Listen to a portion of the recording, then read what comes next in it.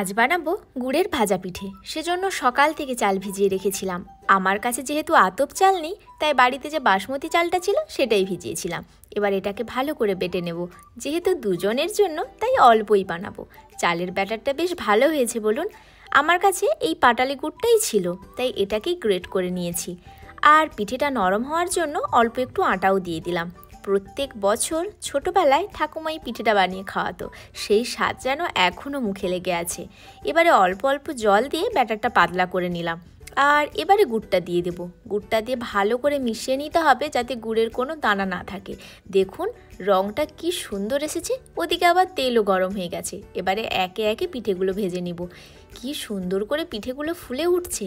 জানি না খেতে কতটা ভালো হবে, কিন্তু দেখতে তো বেশ ভালো হয়েছে। আমার সব পিঠে ভাজা কমপ্লিট। এবারে শুধু টেস্ট করার পালা। দারুণ।